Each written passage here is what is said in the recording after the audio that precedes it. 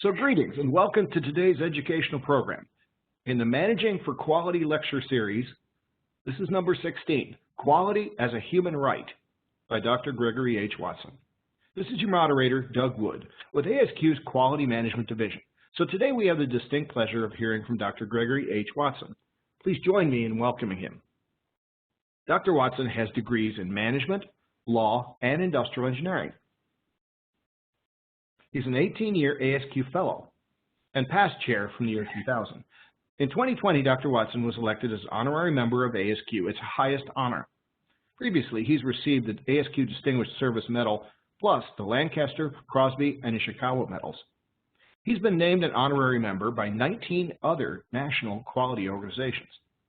Dr. Watson has been a frequent speaker at ASQ national and divisional conferences, twice for the Quality Management Division. And he's delivered this webinar series for QMD since early 2020. He's a former quality executive for Hewlett-Packard, Compaq Computer, and Xerox, and he has coached executives in quality transformations at Nokia Mobile Phones, Toshiba, ExxonMobil, and over 20 other companies. Dr. Watson is the only Westerner to be awarded a Deming Medal by the Union of Japanese Scientists and Engineers, the W. Edwards Deming Award for Dissemination and Promotion Overseas in 2009. And so, without more ado, it is my pleasure to introduce Dr. Watson. Greg, the floor is yours. Thank you, Doug. We're going to continue our series in talking about quality. The first 12, as you may know, we're dealing with the details of quality. And these last 6 in this series of 18 are looking at an expansive area, which I can call macro-quality, or expanding quality outside the organization and into society. So tonight's topic is going to be quality as a human right. And it has 3 parts. So in this first part, what we're going to talk about is how to discover how human civilizations established moral principles to guide the development and establish social order. So we take a look at this, and I want to begin by asking a question. What do we mean by human? Human refers to the species of life who are considered people, called homo sapiens, a highly intelligent member of the primate or ape family, and we're the only members of the subtribe called hominins. So according to Bill Gates, he said humans are incredibly unique, and you can see that by the environment we have built and the things that we have invented. Other animals learn, other animals are social, but we became so deeply social that we learned how to pass knowledge on from generation to generation. Initially verbally, then in written form, and now we have the digital revolution. So each generation builds on the next to not only build tools, but to ask questions about why we are here and what is our purpose. We are very different from the other animals. And so Khalil Gibran, the author of The Prophet, whom I read in university 50 years ago, he says, "Of the good in you I can speak, but not of the evil. For what is evil but good tortured by its own hunger and thirst?" In other words, evil is muda. It's things that have gone wrong in society. And over time, we see that humanity has developed. And we also see at the same time that work has evolved from very primitive tools into more sophisticated methods. And we've become less human in terms of physical operations and more mental, if you will, in terms of how our operations are actually being conducted at work. Now, if we think about humans, we also think about this question of morality. And morality is making a choice for a reason. Henry David Thoreau, in his poem Walden, said, "Be not simply good, but be good for something." So we take a look in Leonardo da Vinci's classic, The Ideal Human. We see that basically morality is a human attempt to define what is right and what is wrong about our actions and thoughts. It is also about determining what is good and bad about our being, who we are. And so the key question that we have to answer is, what is our purpose? Why are we here? What are we doing? And so what separates man from other creatures is that we attempt to find purpose in our existence and imply meaning in experiences of our lifetime. Mother Teresa said, "If we have no peace, it is because we have forgotten that we belong to each other, and that the purpose is not only individual, but it's also collective for all of humanity. Now, the European tradition of humanity starts with things like British empiricism or French idealism or German realism, and it merges with the Italian Renaissance. And what we see is that there has been a constructive dualism between the opposite views of rationalism and empiricism, merged to blend sort of a confusing cacophony of different types of views. However, when we take a look at the Eastern tradition, we see there's more blend. Chinese Taoism combined with Japanese Shintoism, Indian Hinduism, and the philosophy of Buddhism. So Asian thinking is very, if you will, not amorphous, but it's actually a collective. And it's based on unity and interrelationship among all things, activities, events, and experiences of phenomena in this world. It's inclusive with respect to human diversity, equity, and austerity in the use of the Earth's resources. So Buddha said, teach this triple truth to all: a generous heart, kind speech, and a life of service and compassion are the things which renew humanity.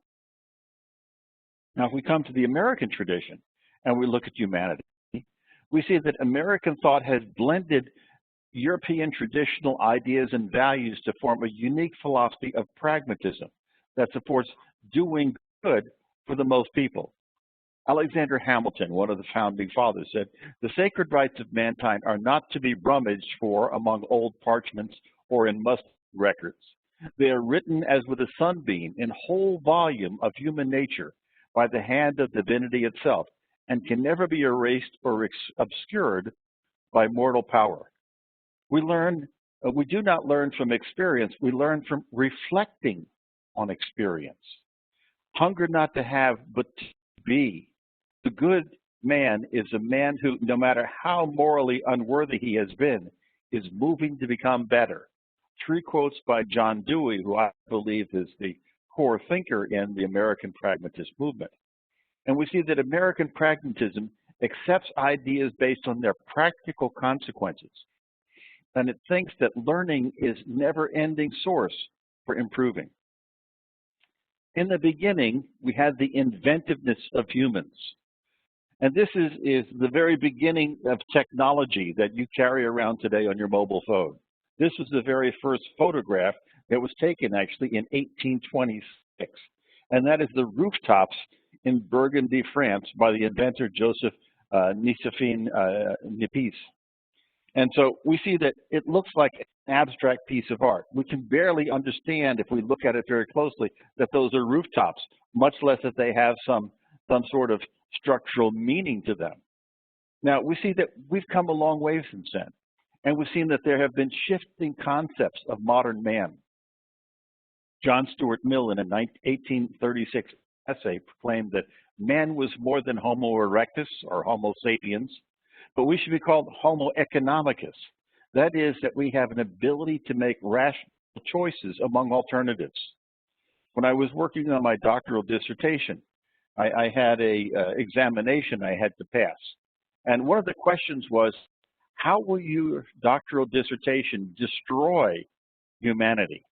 And they said, figure out what are the 5 largest problems and describe the approach. And I had to think. I said, this is a crazy question. So what do I do with this? And so I created a way of looking at the transitions we go through. I said, what is the role we have? And so there's some role of the change master or facilitator that we have. That is our job as quality people. And there's 3 different roles we have. There's the efficiency expert, who's a methods professional.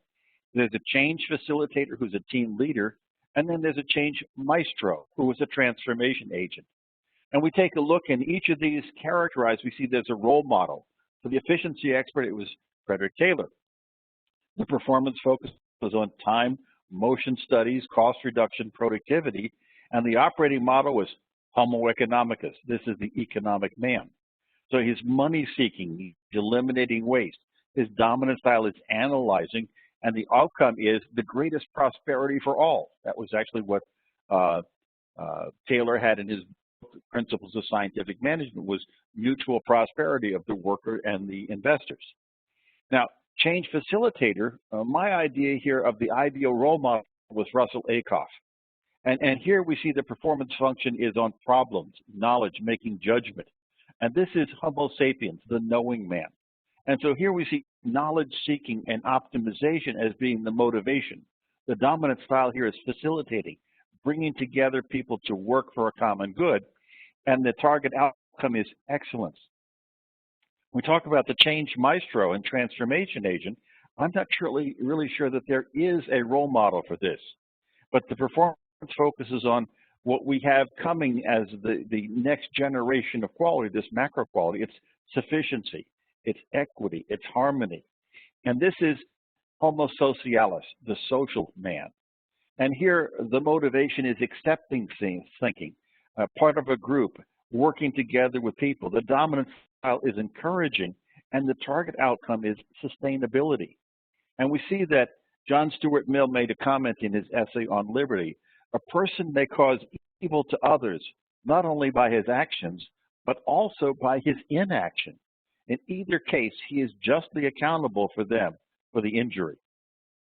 The question we have is, do we do the right thing, or do we ignore doing the right thing?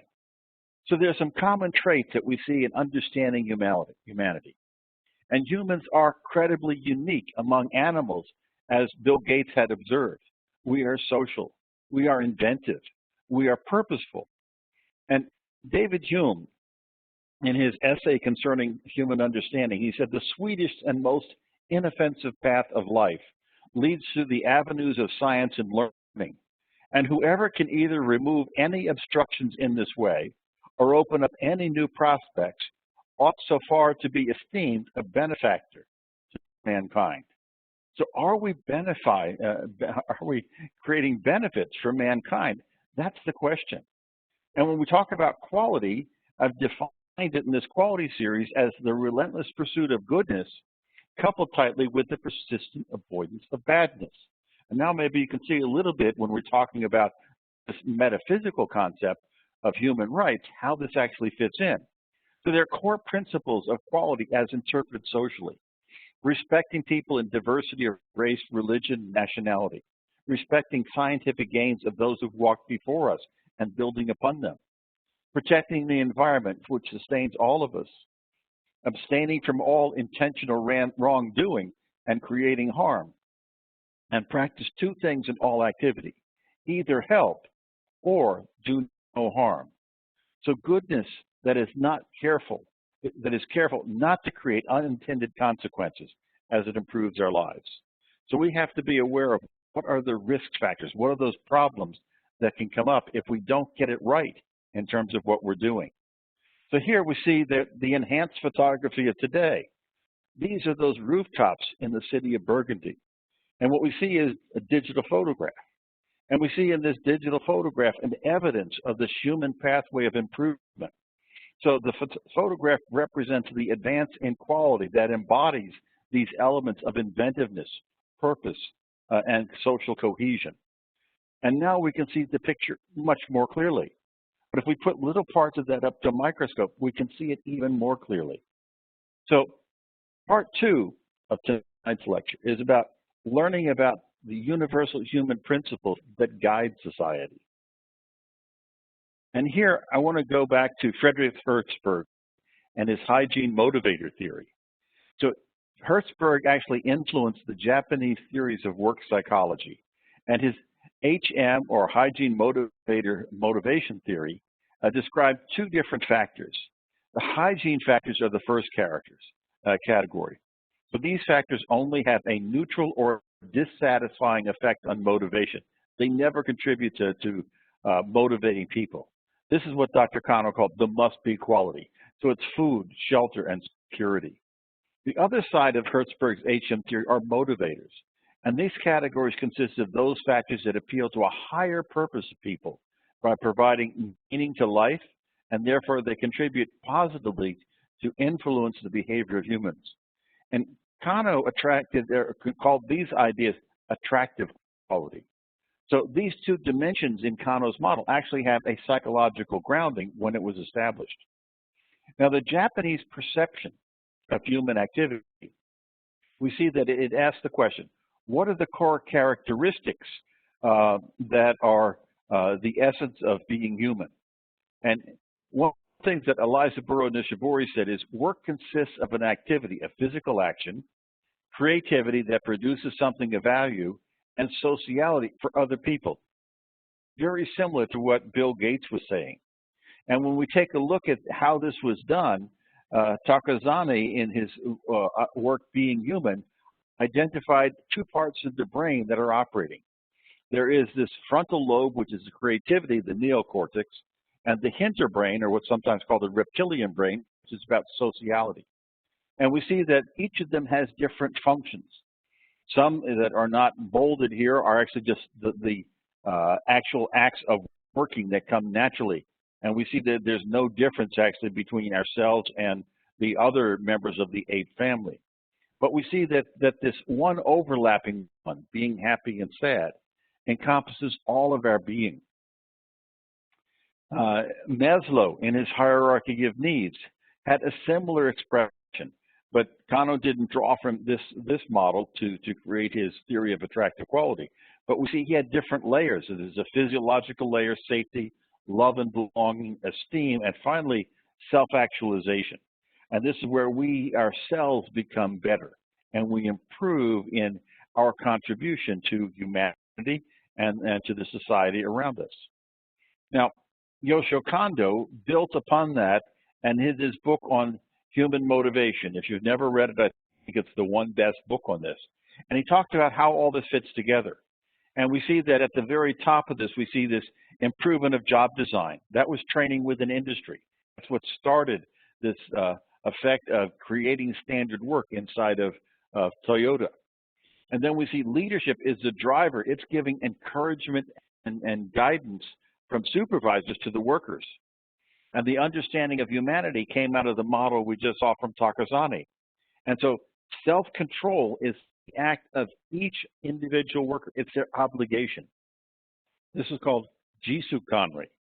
And now some of these Japanese terms I have not explained previously, but they will be explained, by the way, in a series of 6 lectures that start the end of this month for the Lean Enterprise Division. I'll talk about those at the end of tonight's session. But when we have self-control, it's going to have some attitudes in it. So the components are respect for humanity, that's Bushido. The idea of continual improvement, that's Kaizen. The idea of reflective mindfulness, that's Hansei. The attitude of ownership for work, that's Jeikotai Konketsu. And when we build this self-control, we improve our own ability because we can take responsibility for ourselves. And as we do that, we become confident enough to participate with others. That's Jusuken. That's the ability to work together. And as we work with other people, we start getting an interest in their work, how it affects us and how we affect them. And from that, we develop teamwork, which is wa, or collaboration and harmony in the workplace. And so humanity enables collaboration and harmony in what we're doing to establish the purposeful end and achieve the result that is for the mutual prosperity of all. Now, when we talk about rights, we've talked about human, now we're going to talk about rights. So rights may be divided into categories as human rights or civil or political rights. And these rights define a set of principles, an ethical or moral standard, which describes how humans act, behave, and how speech, and these are protected by law as well as natural rights. And so Pope John Paul II said the common outcry, which is justly made on behalf of human rights, for example, the right to health, to home, to work, to family, to culture, is false and illusory if the right to life, the most basic and fundamental right and the condition of all other personal rights, is not defended with maximum determination. So each person is inherently entitled to inalienable fundamental rights just because they're a human being without respect to any of the categories of age, race, sex, nationality, language, religion, or any other status. John Kennedy said, "The rights of all men are diminished when the rights of one man are threatened." Now, one of the people who I have a great deal of respect for in quality was Mary Parker Follett. And in her work, she talked about how humanity implies a duty to value each person for their own unique worth. And here are some quotes from her writing. She said, "To free the energies of the human spirit is the highest potentiality of all human association. The group process contains the secret of collective life, how we get along together. It is the key to democracy. It is the master lesson for every individual to learn. It is our chief hope or political, social, and international life of the future. Study of human relations in business and study of technology of operating are bound up together. There are two aspects of the productive system, the human system and the study of the technology that we operate in that system. We can never wholly separate the human side from the mechanical side. It seems to me that whereas power usually means power over someone, the power of some person or group over some other person or group, it is possible to develop a concept of power with, a jointly developed power, a coactive, not a coercive power. Coercive power is the curse of the universe. Coactive power, the enrichment and advancement of every human soul." She said, "I do not think that we have psychological and ethical and economic problems. We have human problems with psychological, ethical, and economical aspects, and as many others as you may like." So I showed you this description of risk in terms of what we have facing us. And we start seeing that managing risk will become a dominant emphasis in quality to continue to improve the environment as well as the world in which we live. And we're not talking just about hazard risk. We're also talking about exposures and things that are happening around us in this global socio-ecological environment, and that's integrated around, and what makes us vulnerable. As quantum physicist Richard Feynman said, if we want to solve a problem we've never solved before, we must leave the door to the unknown ajar. We have to look for what we haven't seen.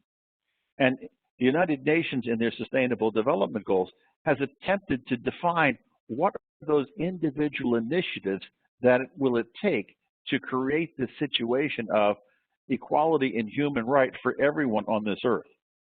And what we mean by macro-quality is all goodness and no badness for all on planet Earth. That might be sounding utopian, but it's not an impossible goal that we can achieve. It is a very essential goal that we should seek to achieve because we only have one Earth and we have to deal with that. Now, the third part I want to talk about understanding how to apply these human principles in developing an organizational culture.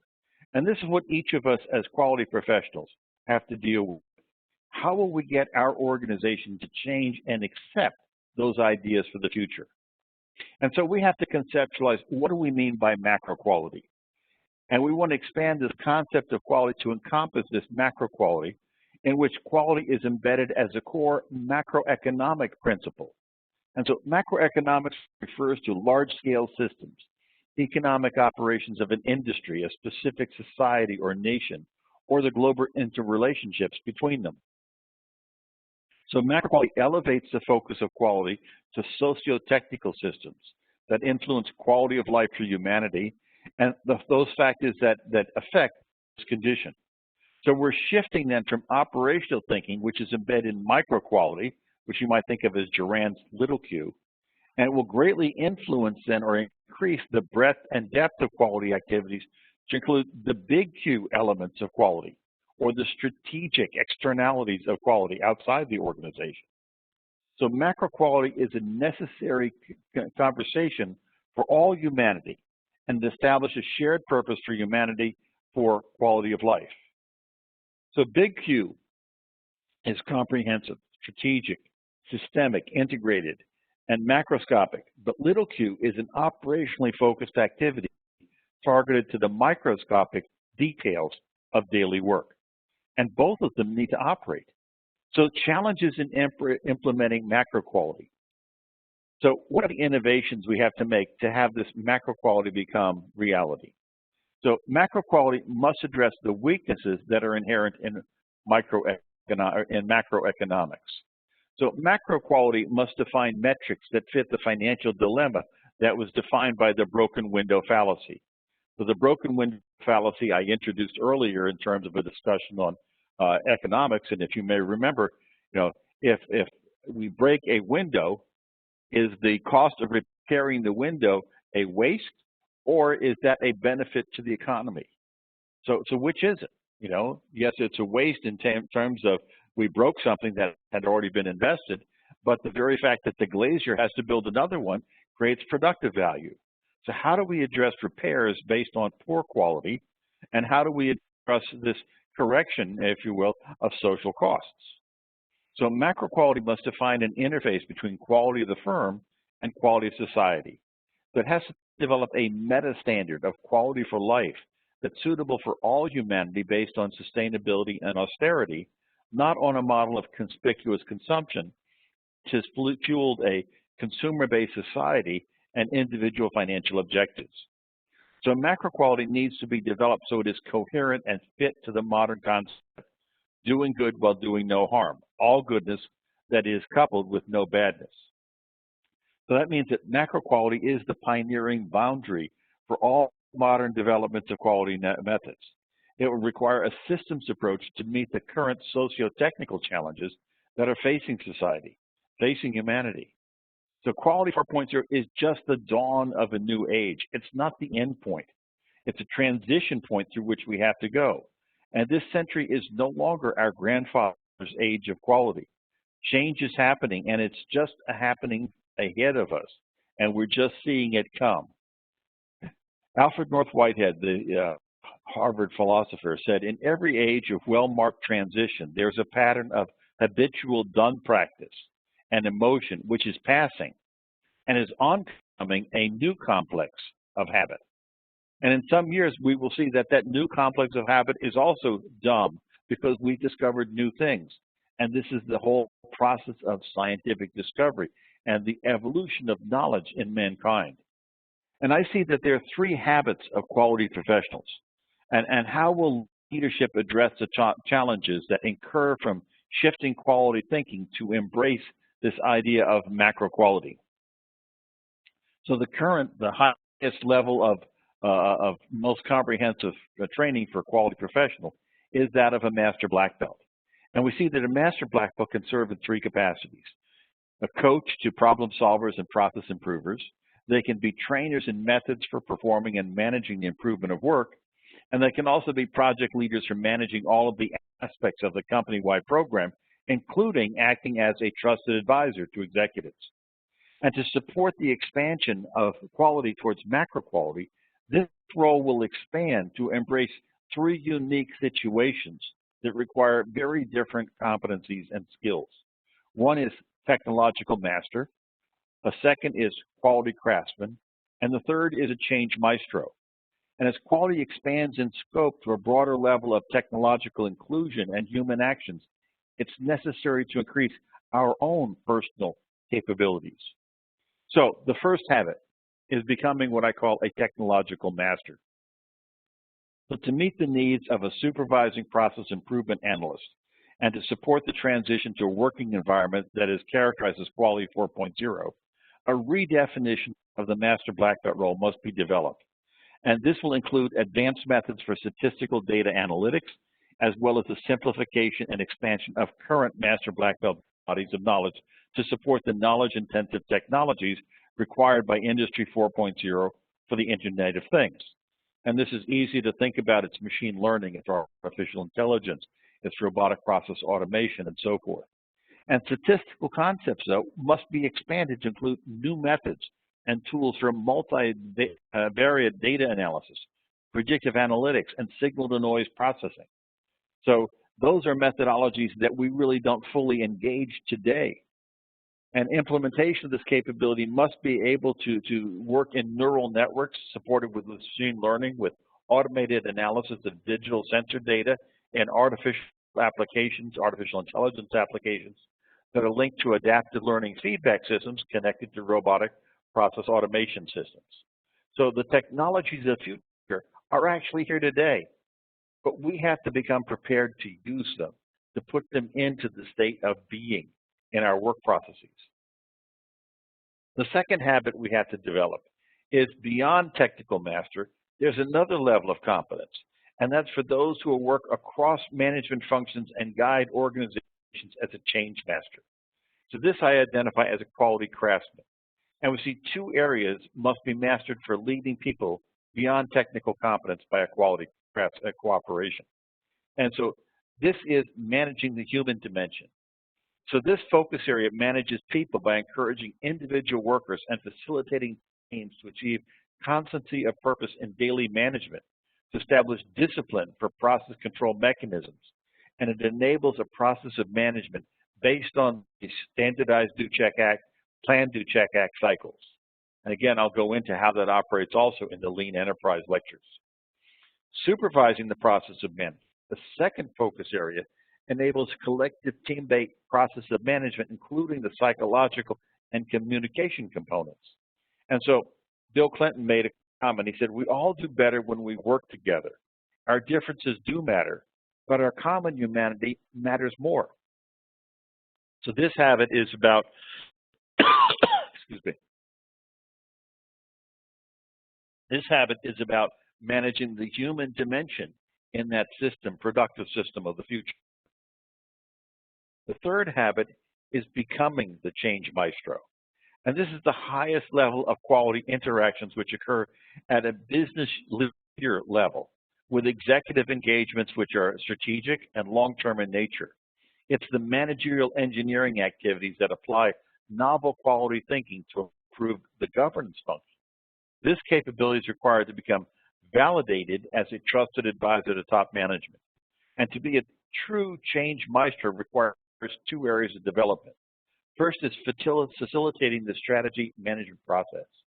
So this focus area designs a strategic management process with environmental analysis of the current state, strategic benchmarking, cultural assessment, searching for new strategies, and formulating action plans with implementation plans.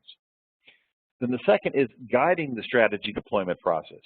This focus area will begin with deploying an action plan as a Gemba-based change project and ends with integration into the daily management system and turnover to the process owner as routine work. Peter Drucker said, strategic management is not a box of tricks or bundle of techniques. It is analytical thinking and commitment of resources.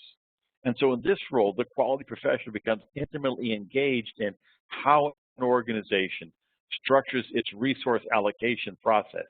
So where will it make investments for the future that create the organization of the future and its potential profitability and ability to service all of society. And so we're actually reaching out for the dawning of a new age. We're seeing that things are going to change, things will be different.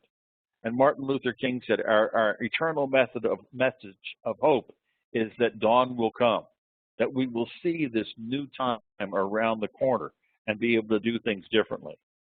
So macro quality requires change masters. So Rosa Beth Moss Cantor wrote about this and the role of a change master. She said it's those people and organizations adept at the art of anticipating the need for and of leading productive change. Then she defined change as it involving the crystallization of new action possibilities.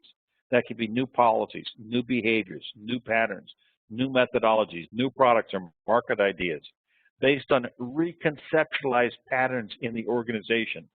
The architecture change involves the design and construction of new patterns or the reconceptualization of old ones to make new and hopefully more productive actions possible. So self-change is the biggest problem of all. It requires a person both to gain self-awareness and self-control to achieve the change that's necessary.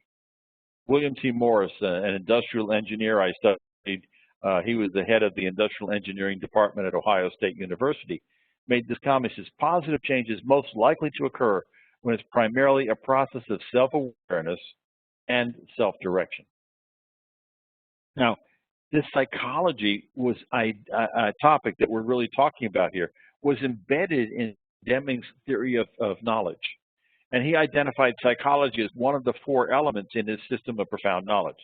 But he didn't make a comprehensive statement about this. But think about some of the comments he did make. He talked about enabling pride of ownership. He said people are entitled to joy in work. Learning is not compulsory, neither is survival.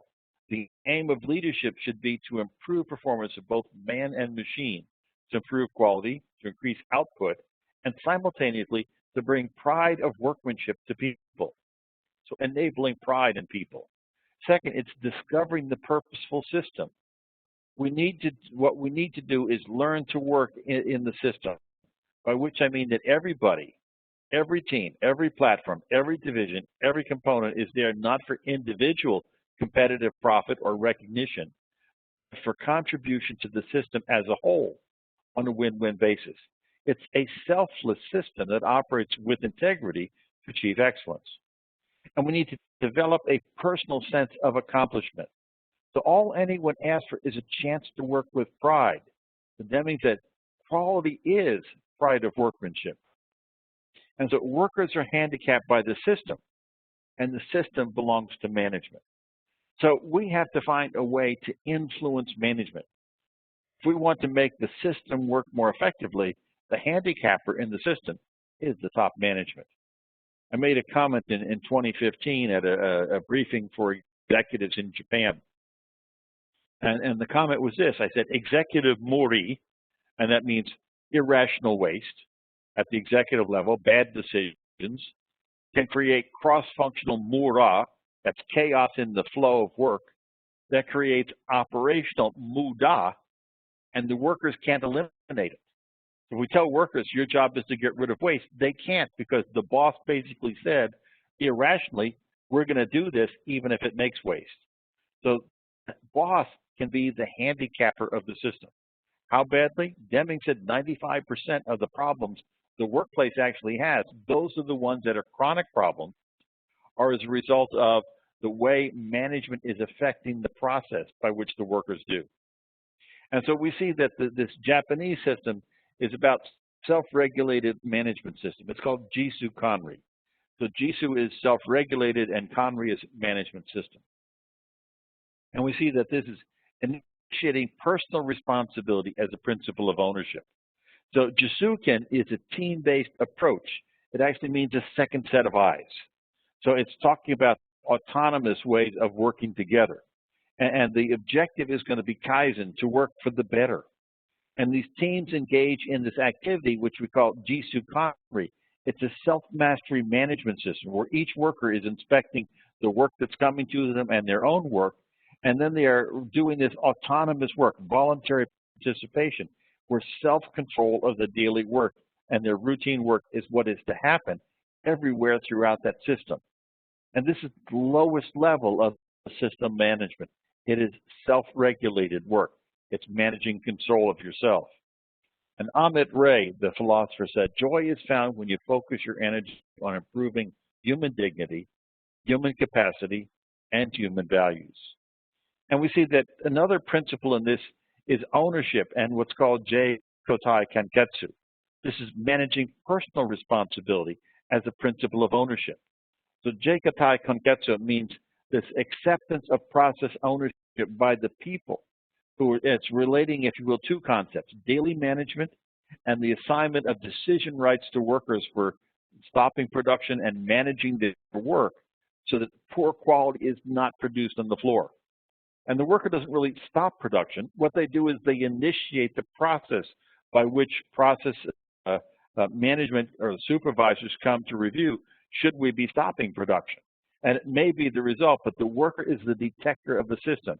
So each operator is fulfilling their own responsibility to build quality into the process, and they assume the obligation for being that detector and discovering any abnormality that means we should pay attention to this change. So Jei-Kotai Kanketsu, or JKK, encourages each operator to make autonomous, that means self-controlled efforts for continual improvement, whether they do it individually or they participate in a team to do that. So if ownership becomes possessiveness, it's misguided. But what we see is that people are actually stewards or temporary guardians of Earth's resources. So how do we value individuals in society? How do we look at them? What is our way of looking at them? Marcus Aurelius, in his Meditations, said, a person's worth is measured by the worth of what he values. So what do we think is important? What do we hold as the most important thing in our lives?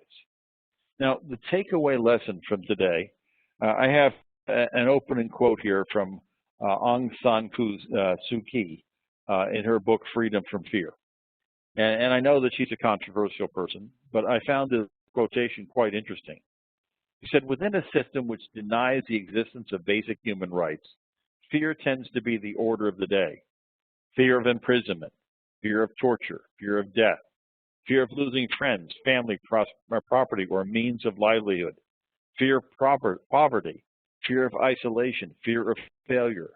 A most insidious form of fear is that which masquerades as common sense or even wisdom, condemning as foolish, reckless, insignificant, or futile the small daily acts of courage which help to preserve man's self-respect and inherent human dignity. It is not easy for people conditioned by fear under the iron rule of the principle that might is right to free themselves from the enervating miasma of fear. Yet even under the most crushing state machinery, courage rises up again and again, for fear is not the natural state of civilized man.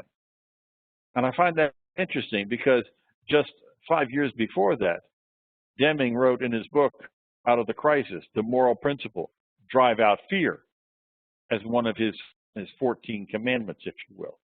And so this is what we have to do. We have to create this environment where humans can have self-respect and have lack of fear from what's actually happening in the lives around them.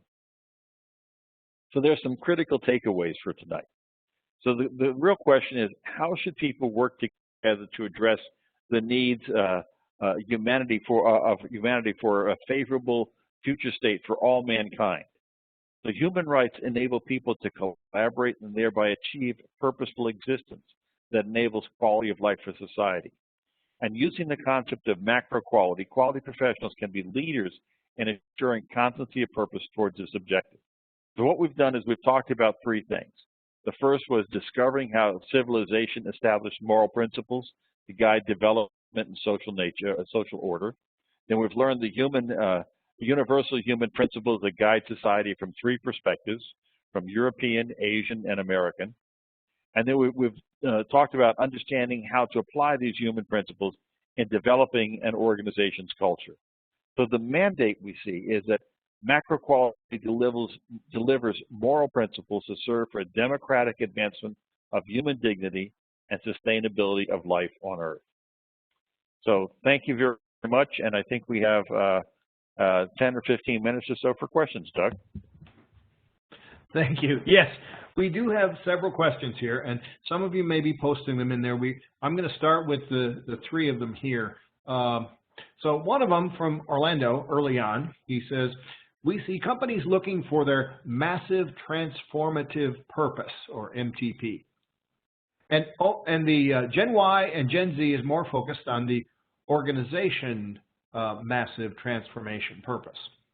Is it a disruption in the traditional companies when this happens, as these Gen Y, Gen Z people get involved?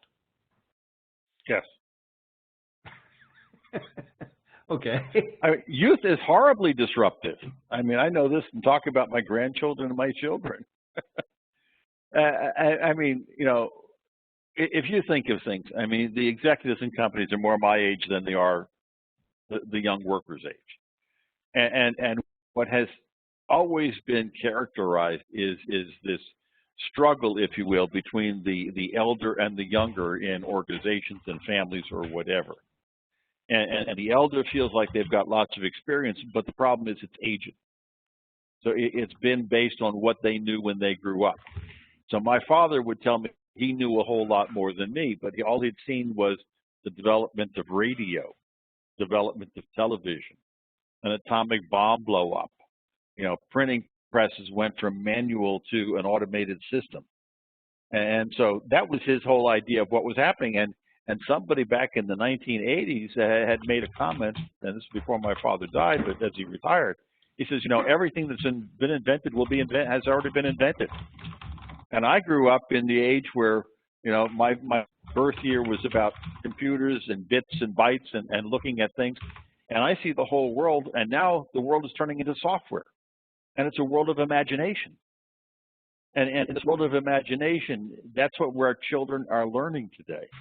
So my grandchildren are all very capable in terms of using mobile phones with 2 thumbs, and my thumbs don't do that stuff. You know, they can play games and go to 15 different things, and my mind doesn't work that way. And there is always this division between generations.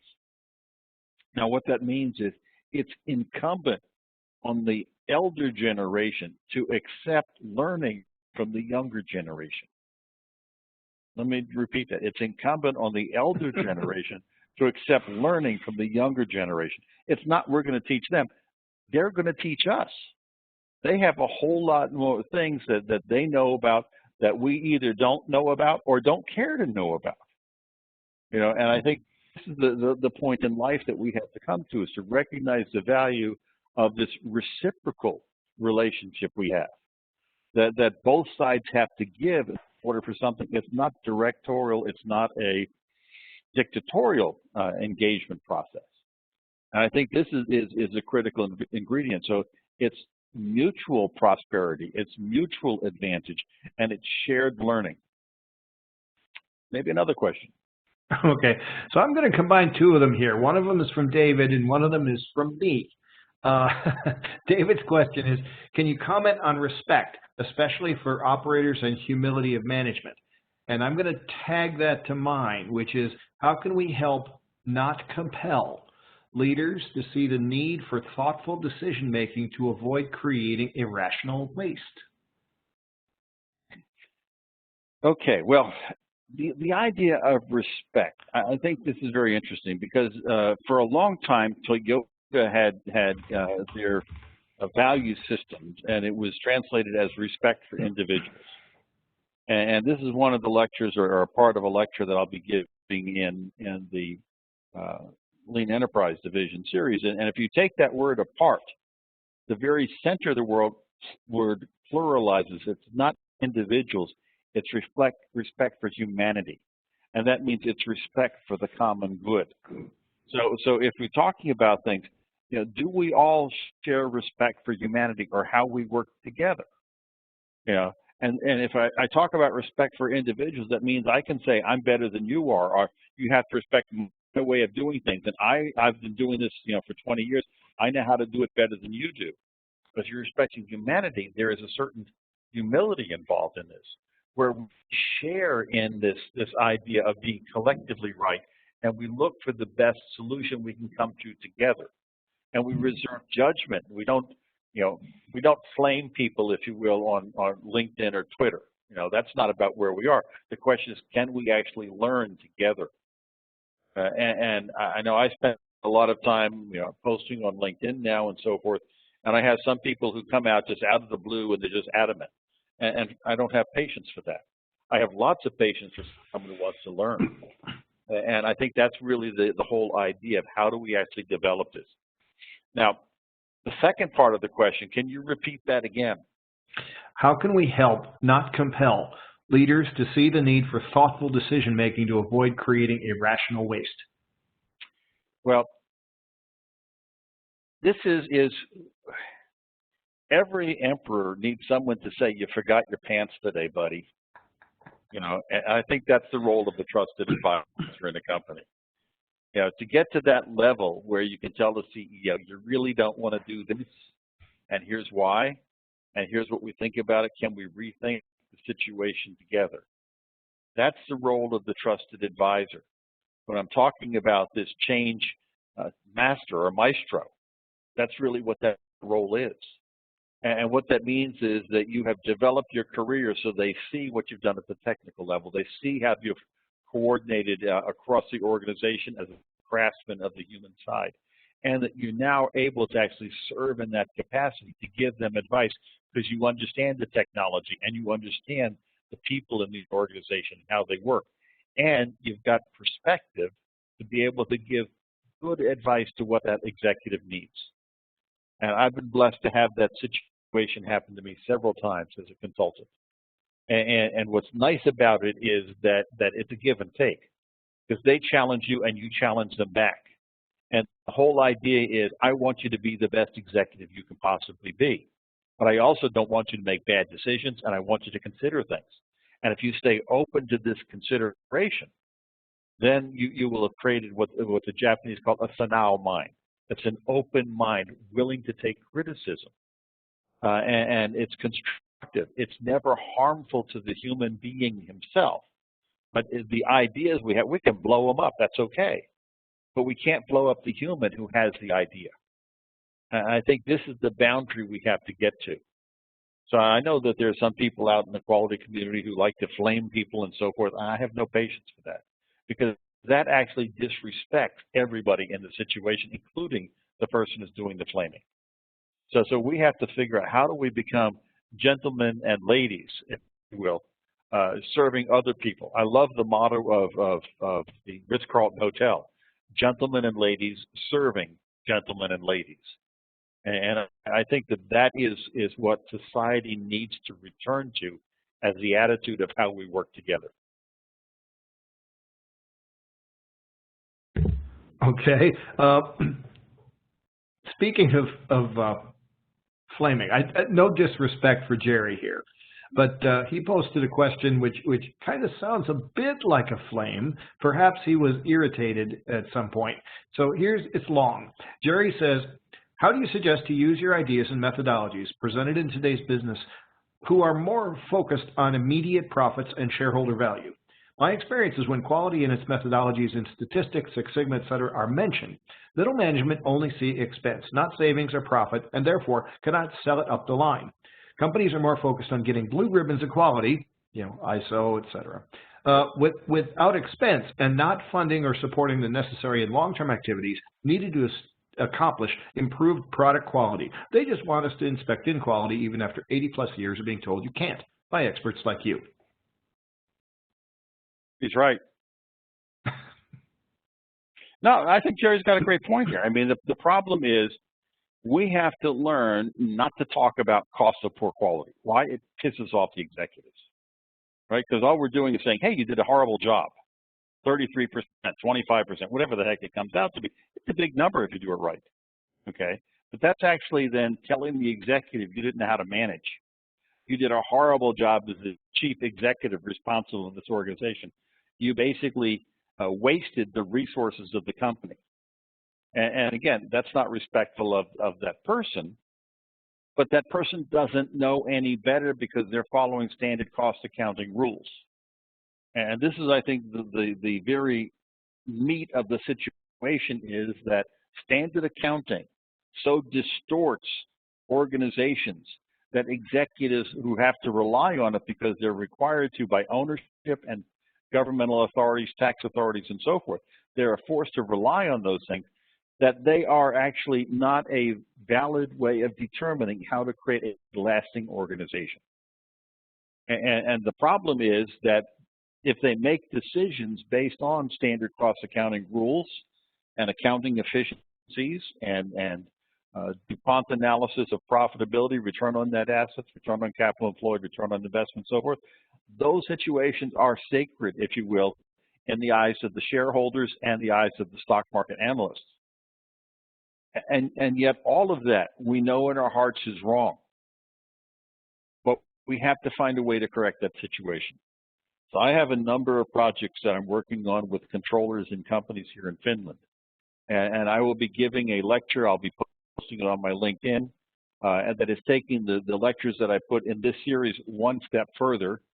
And it's trying to identify how all of that should fit together more effectively.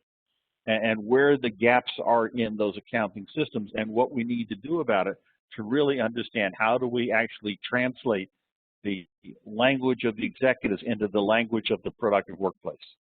And that's a problem, because what we do is we work in units in the production floor, and we have the cost of units and everything else, and then it gets translated into a new language as it goes to the executive team, and that becomes the language of money.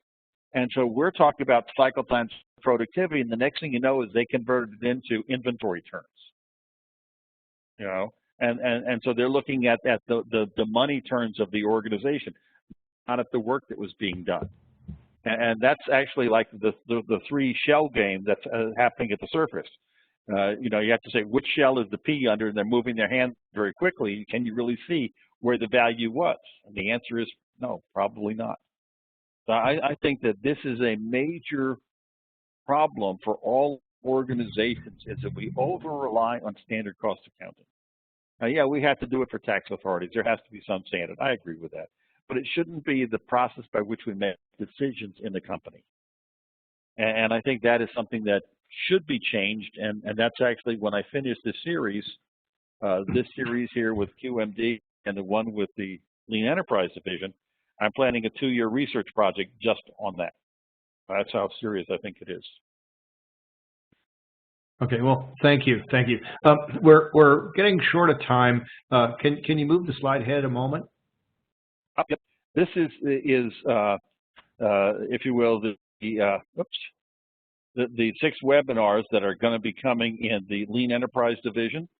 So the first is March 25th, and that's the overall Tale of 3 Gemba, then the standardized Dujac Act cycle, frontline leadership, individual responsibility through motivation, cross-functional links, and then designing an executive's quality management system. So those are all lectures, and you all are invited to join. You can register at the Lean Enterprise Division MyASQ website. And then over to you, Doug. Yeah, so we have a number of webinars coming up the rest of this year for the QMD. QMD supports the Lean Enterprise Division, and they support us. It's not like we're against each other. We've got 2 more coming in Dr. Watson's series here. Quality is a Political Policy, April 15th, and Quality is Our Manifest Destiny, May 6th, which winds up the 18 that he's been doing for us. We've also got a couple other webinars coming up here. One of them is by Guillermo Chioded. He's talking about applying leading indicators in cost of quality and quality space. He's doing a survey to identify what's being used. So the survey is under development, and this talk is to kick it off. We also have a talk from Eileen Serrano. She did that for us a couple weeks ago in Spanish, and this time she's going to do it again in English on April 8th. Greg, I'm sorry to say, she has many more people signed up for hers than we've seen. She's going to come in perhaps as our #1 pre-registrant here coming up on that one. We also have a talk by Pierce Story and Grace Duffy talking about applying quality management systems in healthcare, which everyone who needs healthcare should understand. We got 3 coming up after that. Vital Questions by Anne-Marie Flynn. 1, where are you putting your focus? Second one, how are you relating? And third, what actions are you taking? There's more we are currently developing between, after July, all the way to the end of the year. We're going to have like 20 or so. So that's our upcoming series. Greg, next slide. Okay, please join ASQ. This is we're telling people about ASQ as a leading source of content. If you're a member of ASQ, you won't miss out on many of the new resources that are coming down the line. And finally, yes, MyASQ is the source for quality members of ASQ to join and learn about and post questions about. This is how we are doing follow-on discussions about these series, these talks, but any subject is in there. The link you're seeing is for the QMD site in MyASQ. Just think of it as LinkedIn for quality professionals. So with that, I think we are done tonight. Thank you, Greg. I really appreciate this has been a marvelous talk. And I think a number of people have said how phenomenal additional, all the thought that you're provoking here is great. So well, it's my pleasure. If anybody wants a copy, send me an email to the website and I'll send you a PDF file. Yes, you'll be getting RUs in your email in 2 days, which tell you about how many RUs you got from this. It's going to take us 48 hours to get that out. Also, you'll have an email with Dr. Watson's email address for questions or for PDFs of the slides. And anything you want to talk to him about, put it in send him an email. Greg is very great about that, very gracious. Thank you. So it's time to end today's program. Thank you again to Dr. Gregory H. Watson and to each and every one of you for participating. So goodbye for today.